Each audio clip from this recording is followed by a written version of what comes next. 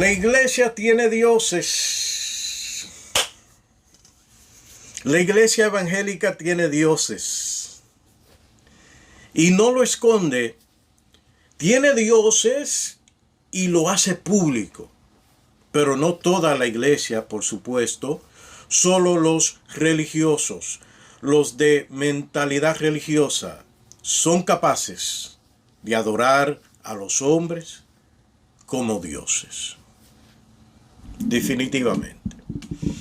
Lucas capítulo 20, verso 1 en adelante dice, nos cuenta una historia y dice así. Y aconteció que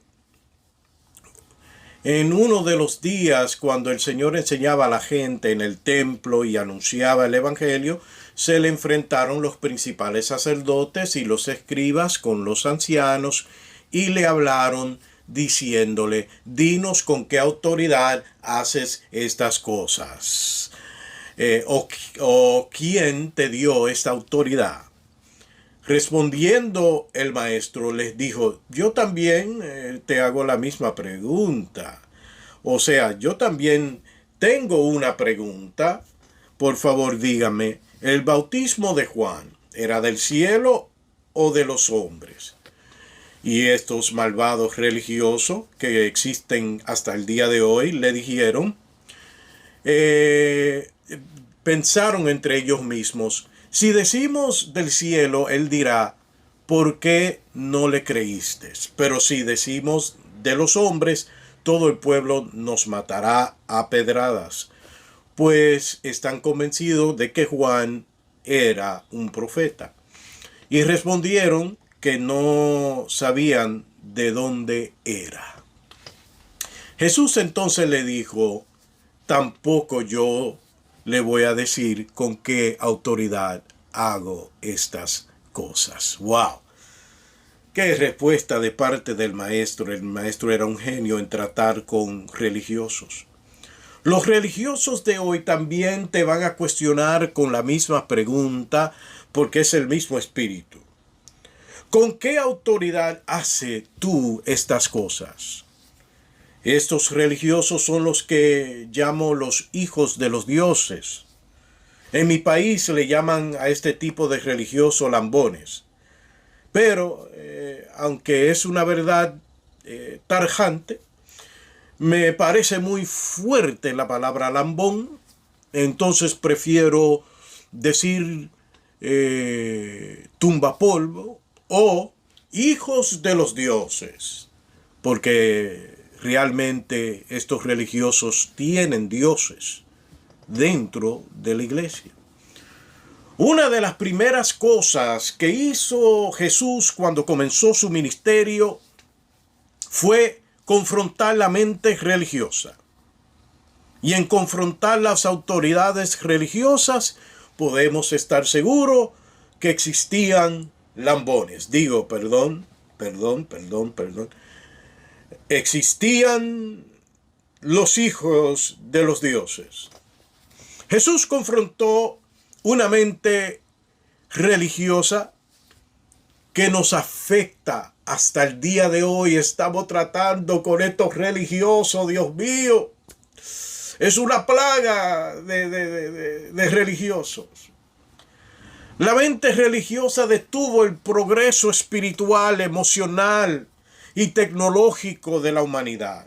Durante más de 1000 años podríamos haber estado adelantados 1000 años, pero estamos atrasados 1000 años debido al espíritu chucamandero, el espíritu religioso.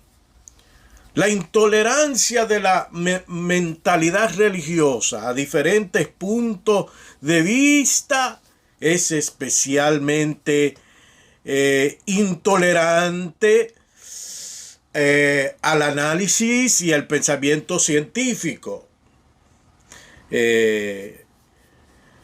Entonces, esta mentalidad ha detenido nuestro progreso en todos los aspectos de la vida.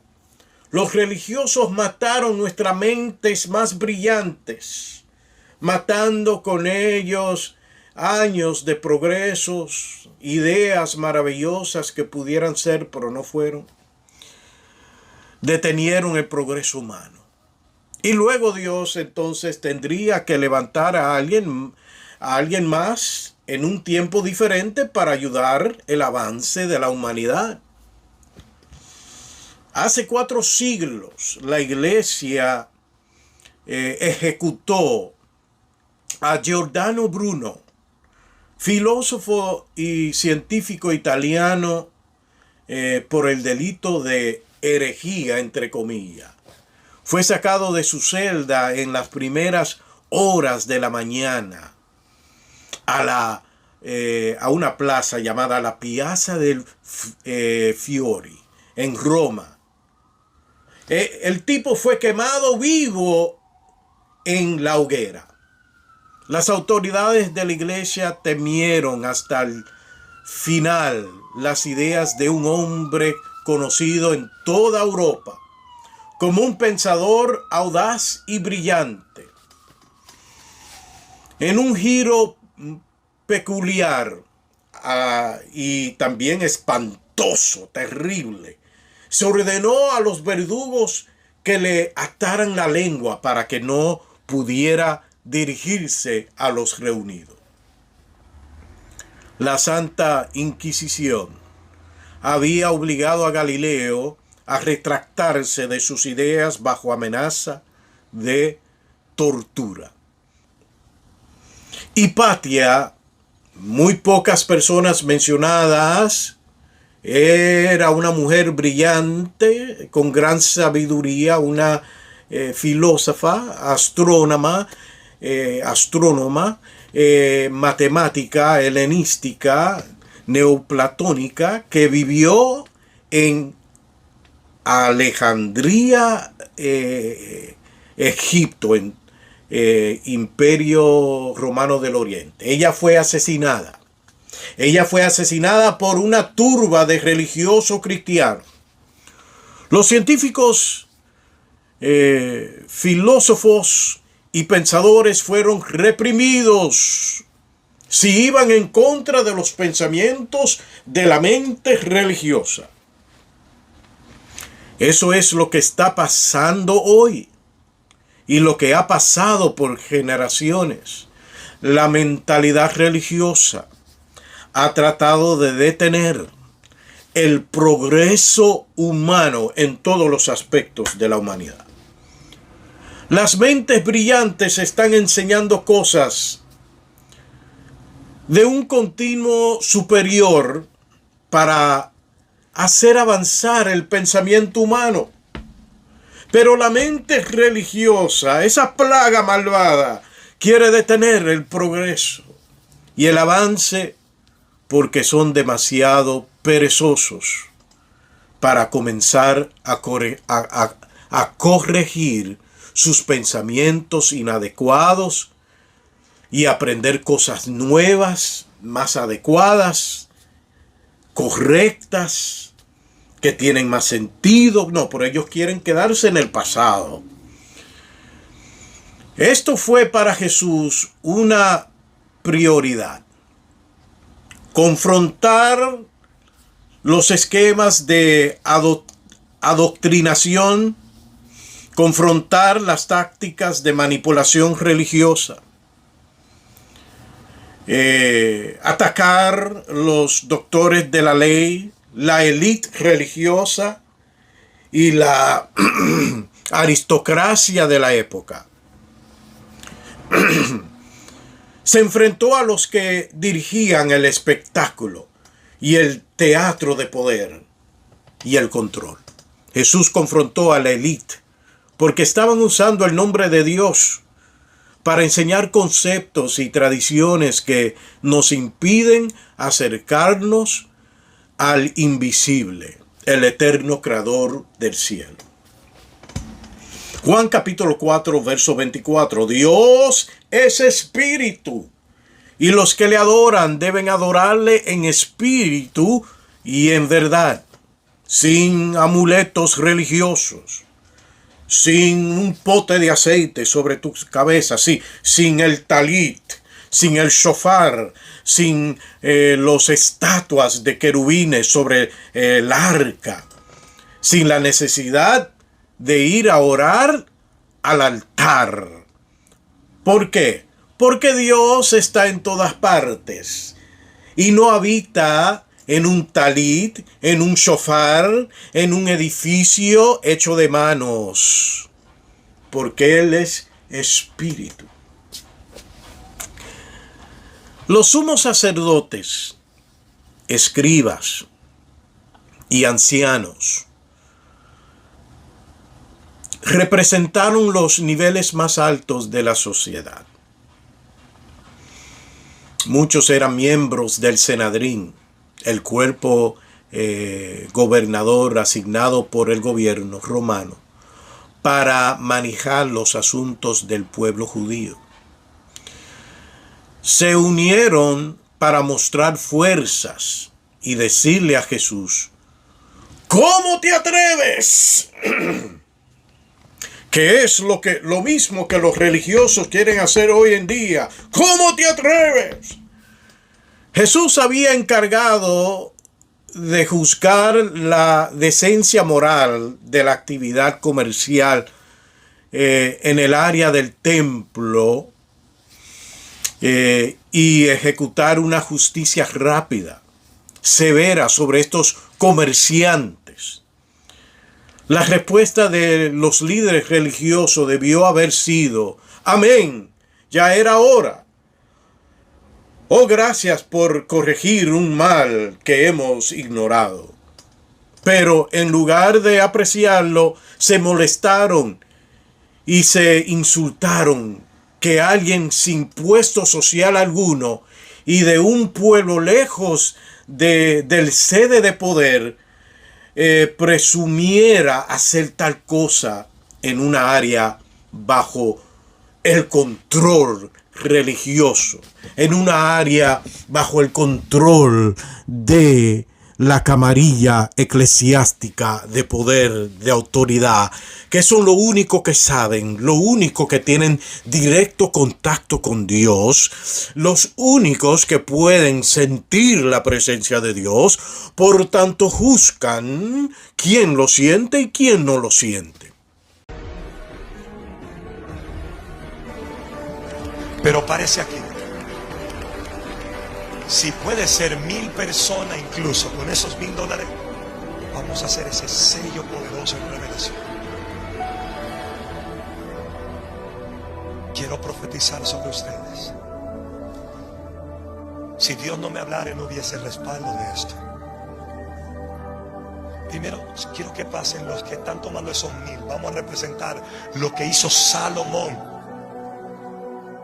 Cuando subí aquí al altar, Dios me dijo 1000 y me habló de la sabiduría de Salomón. Y quiero desatar esa unción y ese manto profético de sabiduría sobre usted. Por la gracia de Dios y por el manto que Dios puso sobre mi vida, quiero desatar sobre todo. El temor te hace obedecer.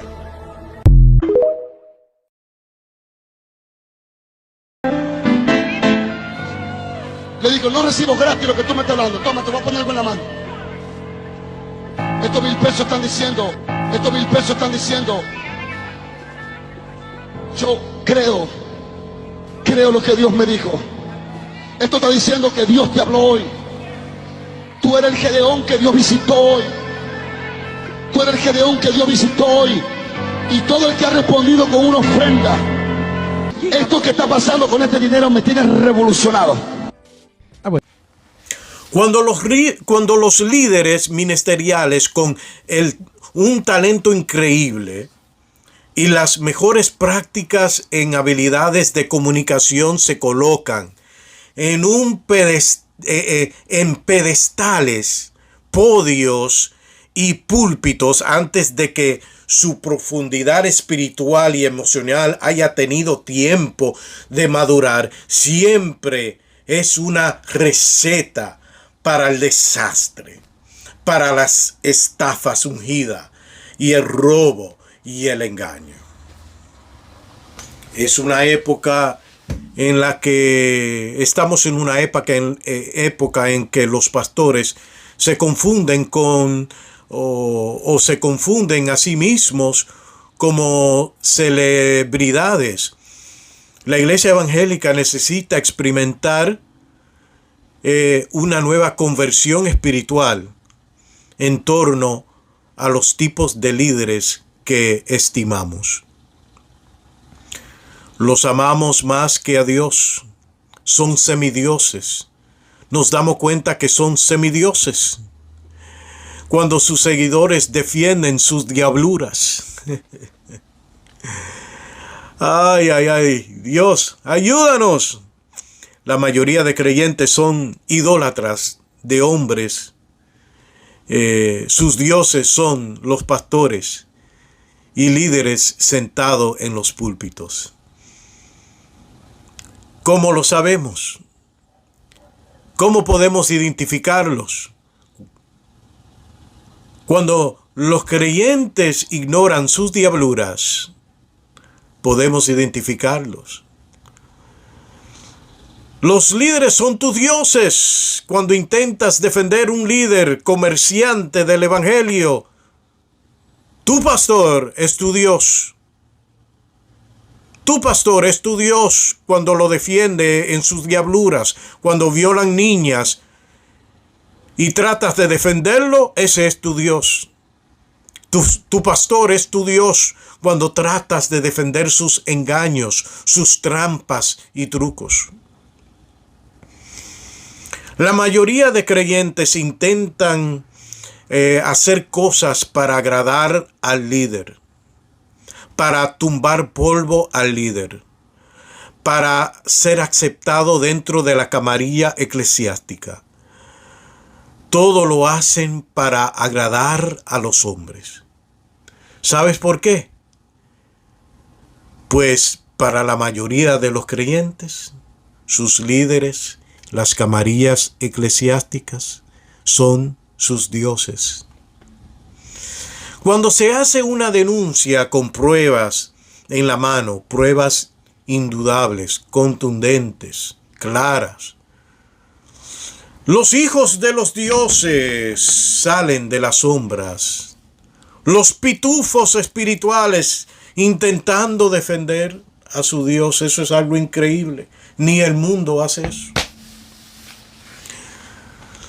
Si le tienes que pedir permiso a un pastor para predicar en otra iglesia, ese pastor es tu Dios y ese pastor cree que es un Dios.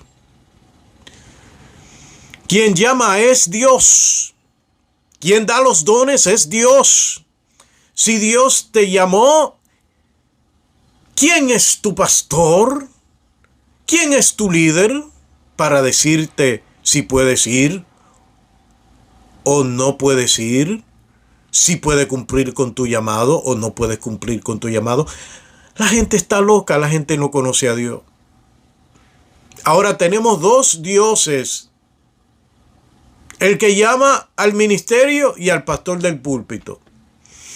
Entonces, lo más horrible es que si tú vas a donde tu pastor, que se cree un Dios, y le dices, tengo ministerio, ese pastor va a decir, voy a orar a Dios para ver si es verdad y Dios me lo confirma que tú tienes ministerio.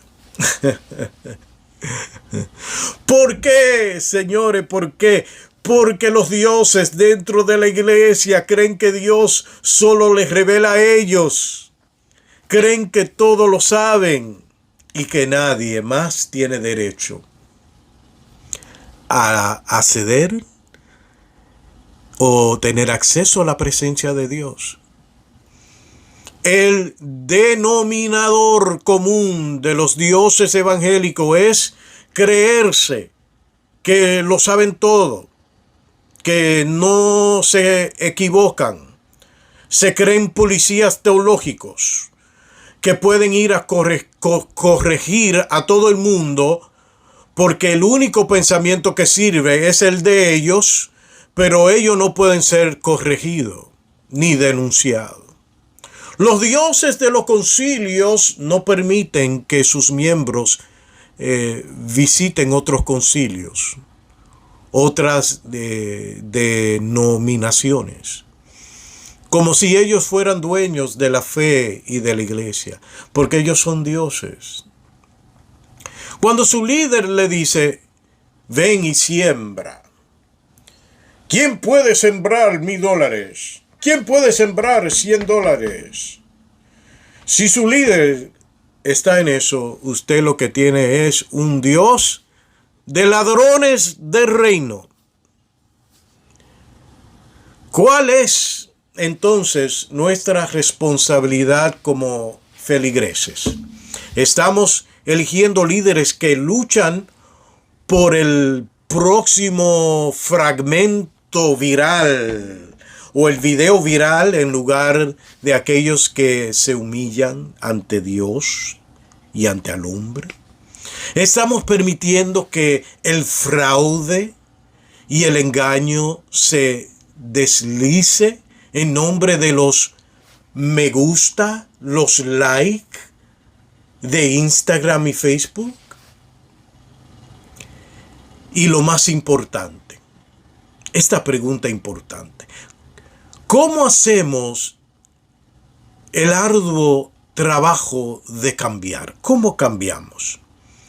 Es demasiado fácil para nosotros señalar con el dedo a ciertos líderes dioses de gran personalidad cuando no estamos en sus zapatos de deporte. Pero lo que también encontramos en estas historias es una clase de aumento. Todos debemos preguntarnos cómo hemos contribuido a la creación y el surgimiento de estos semidioses. Cuando definimos el éxito de nuestros pastores por la cantidad de conferencias en las que hablan, la cantidad de ofertas de libros que escriben y que tienen, o la cantidad de seguidores que acumulan en las redes sociales, entonces las métricas para pastorear se han descarrilado.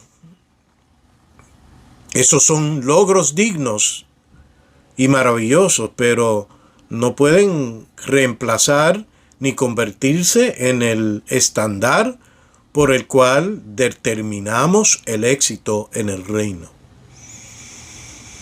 El éxito pastoral debe definirse por los cambios transformadores que están ocurriendo a través del Espíritu de Dios dentro de un cuerpo de creyentes y dentro del vecindario de la iglesia en la comunidad. Los líderes de la iglesia deben recuperar el papel de pastor humilde y sacrificado, imitando el camino de nuestro Maestro, el Señor Jesucristo. Entonces, tenemos que regresar a servir a la comunidad en todas sus necesidades. Debido a los desafíos muy reales del liderazgo de la iglesia, muchos pastores y líderes, si no tienen cuidado, pueden terminar alimentando una corriente subyacente de derecho, la creencia de que merecen ciertas cosas debido a sus cargas de liderazgo. Yo merezco un Mercedes-Benz, yo merezco una tremenda casota por todo lo que yo he hecho por ustedes. Eso no es un pastor, eso es un ladronazo. Ahora, a veces las congregaciones eligen pasar por alto las fechorías de su líder espiritual debido al fruto, entre comillas, que está sucediendo como resultado de su magnetismo. Pero los frutos que brotan de las raíces del engaño siempre están podridos. Si permitimos que la personalidad triunfe sobre la integridad, inevitablemente nos llevará a ignorar el comportamiento cuestionable, los pasos en falso pecaminosos y el mal manejo de situaciones difíciles. Convertirse en un pueblo que con regularidad y sin disculpas saca a la luz las tinieblas es el único remedio para evitar que pastores y ministerios enteros sean arrastrados por los torrentes de escándalos y abusos. La Biblia nos dice que no participéis en las obras infructuosas de las tinieblas, sino más bien reprenderlas. Sacar a la luz cualquier patrón de comportamiento engañoso y pecaminoso es un mandato que se nos da por esta misma razón, para evitar que la oscuridad del pecado corrompa a los líderes y los ministerios que dirigen. Pero hay un problema. La iglesia está llena de facilitadores del mal. Los miembros prefieren callar ante el mal manejo de los líderes. El mundo es más transparente que la iglesia. En el mundo hay un sinnúmero de sistemas para denunciar el mal entre las autoridades. El sistema de la iglesia es callar. El mundo quiere experimentar la fe en Dios, pero no quiere ir a la iglesia, pues saben que la iglesia es cómplice de la corrupción por su silencio. La iglesia le gusta tapar las fechorías de los líderes, de los pastores y de los miembros. Son cómplices de violaciones por silencio, cómplices de abuso, robo y engaño por silencio. Pues los códigos de la iglesia es tapar la maldad para proteger a los dioses. Un simple miembro, si peca, lo denuncian, lo ponen al frente y dicen fulano y fulano está en disciplina porque pecó. Pero a los líderes no, eso es una mafia. A los líderes no, porque a los líderes hay que taparle sus diabluras. Ese es el trabajo del concilio y de muchas iglesias. Debemos reconocer que todos hemos jugado un papel en la creación de las tormentas perfectas que a menudo provocan daños masivos en las iglesias. Hemos convertido a la iglesia evangélica en una mercancía, un producto consumible, en lugar de una comunidad de personas bajo Jesús, en misión, juntos, ayudando a la gente. Somos contribuyentes al reino de Dios, no consumidores de un producto de la iglesia. Vamos a rebelarnos contra los dioses. Eso fuera bueno. Pero nos quieren adoctrinar con versículos bíblicos. No tocáis el ungido. Que el pastor no puede ser tocado. El pastor se ha acostado con 10 mujeres dentro de la iglesia. No, hay que tener cuidado. El pastor se está acostando con niñas en la iglesia, y lo que hace el diácono de la iglesia, y esto es una historia real, lo que hace el diácono de la iglesia es tapar el pecado. Que esto no se sepa por ninguna parte.